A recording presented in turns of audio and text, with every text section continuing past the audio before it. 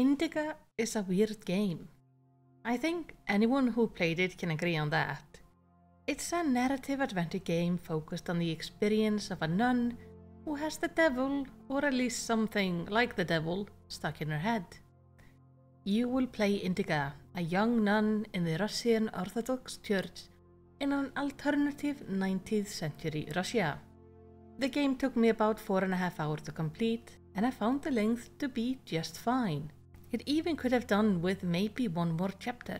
The game can best be described as a walking simulator with some environmental puzzles, where you must climb, avoid obstacles, or solve some puzzles to progress through the levels. There's even a chase scene. Then it also has few sequences showing Indika's past, which are instead played in a pixel art style focused on racing and platforming. These sequences are quite short, but a nice break from the otherwise kinda oppressive journey Indika is going through. The game is a mix of contrasting styles, but these contrasting styles are really well executed. There is even a point system up in the left corner where Indika can earn points for doing proper faithful actions. You even earn levels, even though they don't seem to matter much at all. It is still an interesting little thing to add onto the game. The game starts in the nunnery Indika lives at, and without a doubt this is the weakest part of the game, as it holds a dreadfully boring task of carrying water about, which I could see turning people off the game. And I found the game becoming much more enjoyable after Indika is sent out to deliver a letter, allowing us to travel through the countryside and some interesting places. And throughout we get to hear both Indika's thoughts on events and her devil's companions as well, who mostly likes just to mock her and debate religion with her. The dialogue can be quite humorous, and at times Indika seems to full on hallucinate, which leads to both some interesting puzzle solving and some amusing rambles from our devil companion.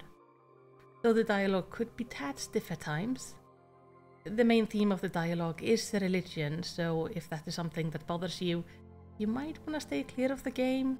But overall, I found the dialogue to be often just quite interesting. Most of the game is spent traveling, and we go through various unique places, including a war-torn village, mines, factories and towns. And each place has its own charm to it. My favourite was without a doubt the fish factory, where the sheer size of some of the things in there is just not right at all. And I found throughout the game that the environment really kept me engaged.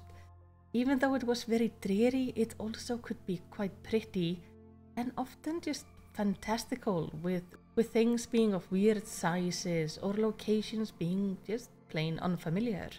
Now the story itself turned out darker than I expected, including scenes that made me feel rather uncomfortable, while others left me in awe or just utterly confused at the nonsense I was watching. It's overall just a very weird game that is hard to describe without spoiling it. It is visually interesting with those clashing styles that add to the atmosphere and feeling of wrongness in the world. And while the puzzles are relatively simple, the gameplay is otherwise alright outside of few clunky moments, and those being most notably the very start of the game and then during the chase scene. But in the end, I was happy to play it, and the game being about 4 to 5 hours to play is a good length for it, making sure it doesn't overstay its welcome. The story had me both uncomfortable and amused at different moments, and at least one of the puzzles was very nicely challenging. So for me, Indika was worth playing, but it's also a game I kinda struggle with describing, as in short, it's just weird. But those are just my opinion. What do you think? Is Indika something you would be interested in trying out? Have you played it before, and what were your thoughts on it? Let's talk about it down in the comments, but of course keep the spoilers to a minimum for those who have yet to play the game. And while you're down there, make sure to do the good YouTube stuff. And in the end, all I want to say is takk fyrir að horfa og eigðu yndislegan dag.